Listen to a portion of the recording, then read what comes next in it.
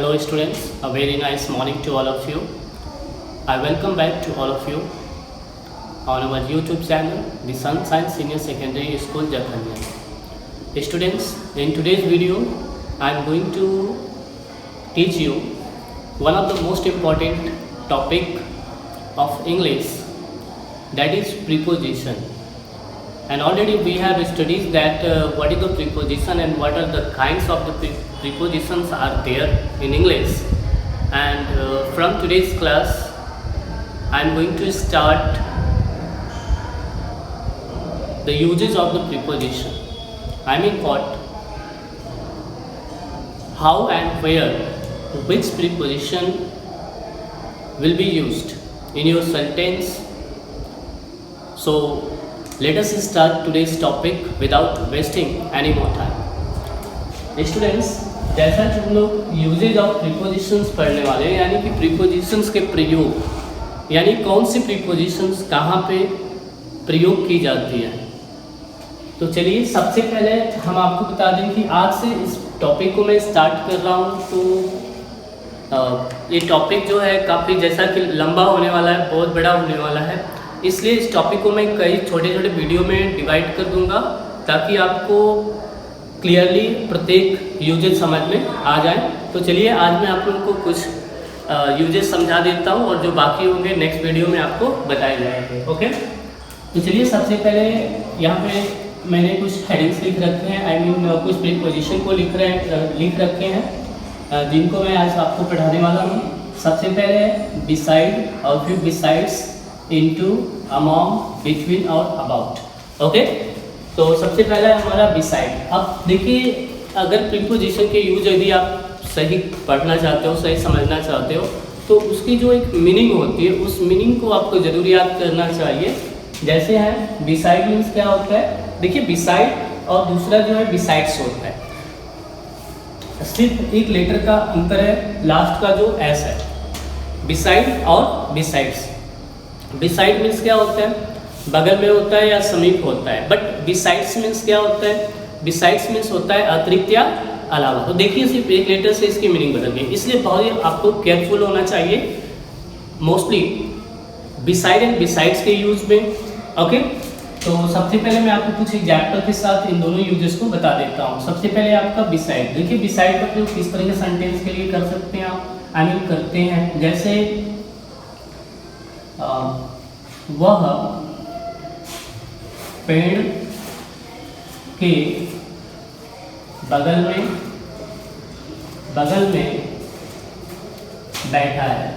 बैठा है। ओके, तो जैसा आपने सेंटेंस में लिखा है कि वह पेड़ के बगल में बैठा है, तो हमेशा जैसा आप जानते होंगे कि जो प्रीपोजिशन होता है वह नाउन को जोड़ने के लिए, प्रोनाउन को जोड़ने के लिए सेंटेंस में यूज किया जाता है। तो अब आपको क्या कहना है, बगल में जो है किसके लिए यूज हुआ है, पेड़ के बगल में, जो बगल में है, जो प्रीपोजिशन मीनिंग जो यूज की गई है हिंदी में, इसको आपको क्या करना है, इंग्लिश में कन्वर्ट करना है। जब तो क्या लिखेंगे, ही। ओके, वह बैठा है, ही इज सिटिंग। अब यहाँ पे आपका बगल में हो गया, बगल का क्या होगा, बिसाइड, पेड़ का हो गया English tree. Okay, he is sitting beside the tree या बिसाइड ट्री। तो इस तरह से आपने क्या देखा कि बगल में जब एक मीनिंग जो है प्रीपोजिशन का, जब बगल में हो या समीप में हो, ऐसे वर्ड जब यूज किए जाते हैं एज ए प्रीपोजिशन, तो आपको उसकी इंग्लिश जो है वे क्या यूज करनी है, बिसाइड यूज करनी है। ओके, नेक्स्ट यदि हम बात करते हैं बिसाइड्स की, तो देखिए यदि आप बिसाइड्स की बात करते हो तो यहाँ पे देख सकते हो, जैसे है मैं अंग्रेजी के अलावा हिंदी भी जानता हूँ, मैं अंग्रेजी के अलावा हिंदी भी जानता हूँ। तो यहाँ पे देख सकते हैं आप बिसाइड्स की दो मीनिंग होती है, अतिरिक्त और अलावा। जैसे बिसाइड की दो मीनिंग होती है, बगल में और समीप में। ओके, तो अब क्या करेंगे, यहाँ पे देख रहे हैं आप कि अब आपका यहाँ पे अलावा यूज किया जा रहा है। तो जिस नाउन के लिए अलावा का यूज है इसे सबसे पहले छोड़ दीजिए, बाकी ट्रांसलेट कर लीजिए। मैं हिंदी जानता हूँ, आई नो हिंदी। ओके, अब प्रीपोजिशन हो गया, अलावा की इंग्लिश हो गई बिसाइड्स इंग्लिश। ओके, तो स्टूडेंट्स यहाँ पे आपने देखा कि बिसाइड का यूज कहाँ करेंगे और बिसाइड्स का यूज कहाँ करेंगे, उसके मीनिंग पर डिपेंड करता है। उस डिफरेंट को आप लोग अच्छी तरह से समझ लीजिए। नेक्स्ट है आपका इनटू। इनटू का भी दो मीनिंग होता है, एक इनटू का प्रयोग मे के लिए किया जाता है और एक से के लिए। ओके, तो ये प्रयोग जो है मे और से कहाँ पे कैसे की जाती है इस बात को आप समझ लो। ओके, देखिए सबसे पहले इनटू के मे की बात करते हैं। तो मे की बहुत सारे मीनिंग्स होते हैं, जैसे इन भी होता है। तो इनटू का प्रयोग आप केवल ऐसे वर्ड के लिए करेंगे जहां पर जिस वर्ड की बात की जाएगी वह गतिशील होगी और बाहर से अंदर की तरफ जा रही होगी। ओके, ऑलरेडी अगर अंदर है तो उससे मतलब नहीं है, वहां पे आपको इनटू का यूज नहीं करना है। ओके, जब कोई चीज बाहर हो और अंदर की तरफ जा रही हो, जैसे मान लो सेंटेंस ले लो, यहाँ पे मैं आपको बता दूं, थर्ड है ना, जैसे है वह तालाब में कूद रहा है, कूद रहा है। तो अब सेंटेंस में कह रहा है कि वह तालाब में कूद रहा है, तो तालाब में छोड़ दो। अब यहाँ पे एक्शन जो है कूद रहा है, ठीक है, एक्शन क्या है, कूद रहा है। तो जैसा करें कि वो तालाब में कूद रहा है, तो ये आपका तालाब हो गया, सपोज कर लो। ओके, ये तालाब हो गया। तो जब जैसा सेंटेंस में कह नहीं रहा ना कि वो तालाब में है, ओके, वह एक्शन को देख करके हम यहाँ पे मे की मीनिंग के लिए प्रीपोजिशन यूज करते हैं। तो यहाँ पे कह रहा है कि कूद रहा है, यानी कि यहाँ पे है अभी क्या हो रहा है, गति कर रहा है, मतलब एक्शन जो है वो कह रहा है कूद रहा है, मतलब कि वह बाहर से अंदर की तरफ आ रहा है। तो यहाँ पे जो मीनिंग बन रही है वो इनटू की बनती है, वह कूद रहा है, क्या हो जाएगा, ही इज जंपिंग, ओके, तालाब में into the pond, into the pool या पॉन्ड हो जाएगा, यहाँ पे इनटू का यूज होगा। जैसे ओके, जैसे जानवर या फिर कोई भी जानवर या फिर कोई बच्चा ले लो, जैसे बच्चा कुएं में गिर गया, तो कुएं में गिर गया, सेंटेंस में कह रहा है गिर गया, तो ऑलरेडी नहीं कह रहा कि वह कुएं में है, कुएं में है तो ये लगा लो। ओके, वो कुएं के अंदर ही जो कर रहा है, बट कुएं में गिर गया तो एक्शन से यह प्रतीत हो रहा है कि गिरा भाई, कैसे गिरा, बाहर से अंदर की तरफ। तो यहाँ पे भी क्या होगा, इनटू लगेगा, बच्चा कुएं में गिर गया, child fail into the well. Okay, next है फोर्थ अमाउंट और नेक्स्ट है बिटवीन। तो यहाँ पे देख लो दोनों की मीनिंग सेम होती है। फोर्थ है आपका अमाउंट। ओके, अमाउंट मीन्स क्या होता है, के बीच। ओके, देखिए जब कोई चीज के मध्य की बात करते हैं, आपके बीच की बात करते हैं, तो दो प्रीपोजिशन यहाँ पे यूज किए जाते हैं। ओके, एक अमाउंट होता है, एक बिटवीन होता है। तो अब इन दोनों के बीच में क्या डिफरेंस होते हैं, कहाँ पे अमाउंट यूज होगा और कहाँ पे बिटवीन, ये मैं आपको बता देता हूँ। ओके, ध्यान से देखिए, अमाउंट का प्रयोग मोर देन टू के लिए, मोर देन टू, दो से अधिक के लिए यूज करेंगे। और फिफ्थ जो है आपका बिटवीन। ओके, बिटवीन जो है ये ओनली टू के लिए, यानी टू डिफरेंट थिंग्स के लिए यूज करेंगे, two things. Okay, two different things, ये बात याद रखिएगा। ओके, अलग अलग चीजें। ओके, देखिए अमाउंट का प्रयोग आप एक जैसे बहुत सारी चीजों के बीच के लिए यूज करते हो। ओके, मोर देन टू लिख दिया तो वो जरूरी नहीं है। मोर देन टू का मतलब ये नहीं है कि यहाँ पे राम है, फिर श्याम है, फिर दीपक है, नहीं। इसका प्रयोग जो है एक जैसी भी चीजें हो सकती हैं और अलग अलग जैसी चीजें हो सकती हैं, बट वो मोर देन टू हो, मतलब दो से कहीं ज़्यादा संख्या में चीज़ें हो, या एक जैसी चीज़ हो तो वह भी क्या हो, बहुत सारी नंबर में हो। कैसे? जैसे सपोज कर लेते हैं,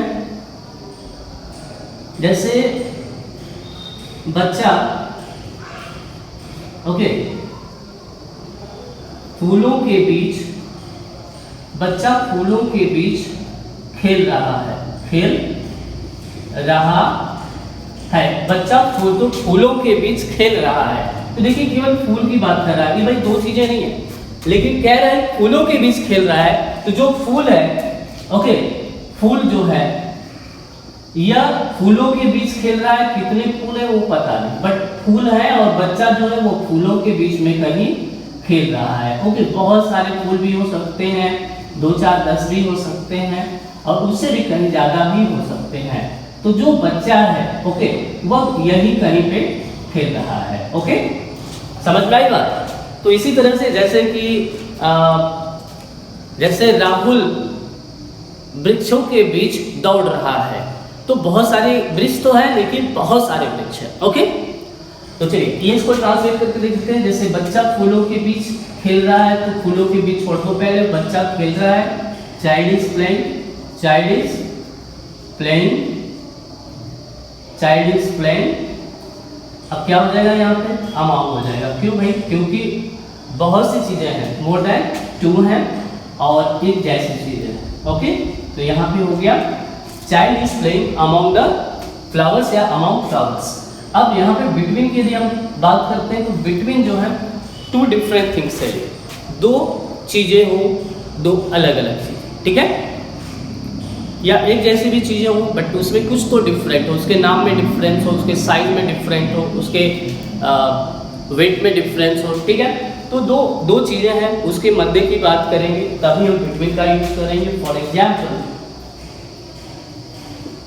वे लोग ओके, जखनिया और सादात के बीच पहुंच चुके हैं, पहुंच चुके हैं। वे लोग जखनिया और सादात के बीच पहुंच चुके हैं। देखिए दोनों चीजें क्या है, आस्थान है, बट इनके नाम में क्या है, डिफरेंस है। दो चीजों के बीच की बात कर रहे हैं, तो क्या हो जाएगा, they have arrived between, they have arrived between Jakhanian and Sadat. Okay, I hope यहाँ पे आप लोग इसके डिफरेंस को समझ गए। नेक्स्ट टॉपिक है स्टूडेंट्स अबाउट। अबाउट के देखिए 3 मीनिंग्स हैं डिफरेंट, और तीनों में आपको 3 एग्जाम्पल के साथ बता देता हूँ ताकि इसके बारे में भी आपका जो कंसेप्ट है वो क्लियर हो जाए। तो चलिए, अबाउट मीन्स होता है के विषय में, जैसे के बारे में या के विषय में, दोनों होता है। जैसे कि आज हम लोग पढ़ रहे हैं इसके बारे में भाई, प्रीपोजिशन के बारे में। तो क्या हो गया, we are reading about the preposition today. Okay, ये यूज होता है।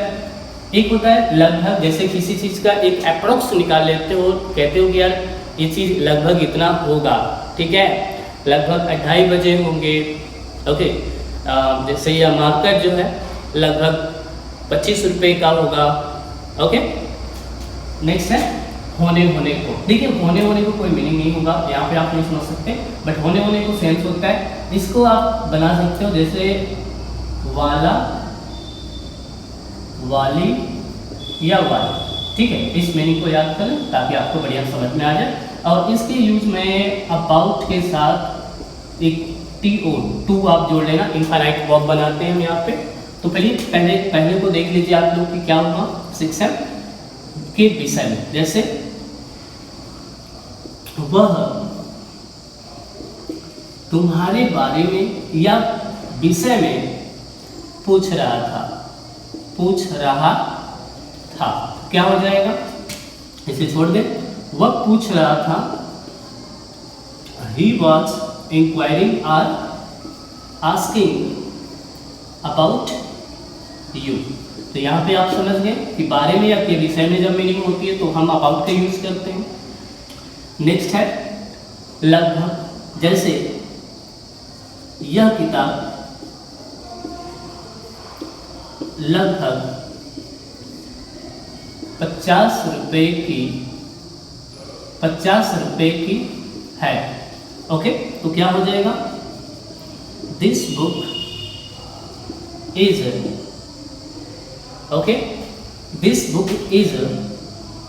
अबाउट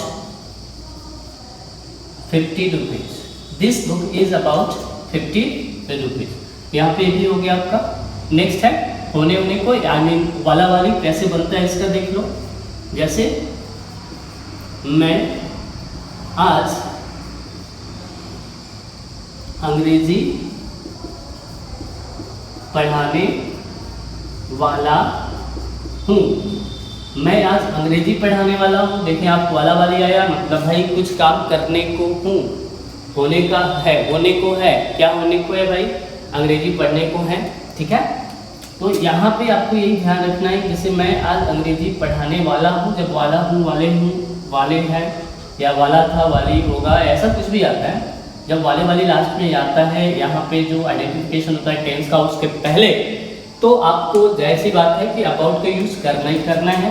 बट कैसे करेंगे ये चीज़ मैं आपको बता दूँ। जैसे कि मैं पढ़ाने वाला, okay, I am, be form लगाते, उसके बाद अबाउट का यूज, फिर टू। ये जैसा मैंने आपको उधर बताया था, आई एम अबाउट टू के बाद क्रिया का फर्स्ट फॉर्म हो गया टीच। ओके, ये यूज होता है, इसको ध्यान रखेंगे। I am about to teach, क्या टीच? इंग्लिश। एंड टुडे का, आज का हो गया टुडे। ओके, अब इसी तरह से कोई और भी सेंटेंस आता है, जैसे कि राहुल क्रिकेट खेलने को था, सॉरी, राहुल क्रिकेट खेलने वाला था, तो क्या हो जाएगा कि Rahul was about to play cricket.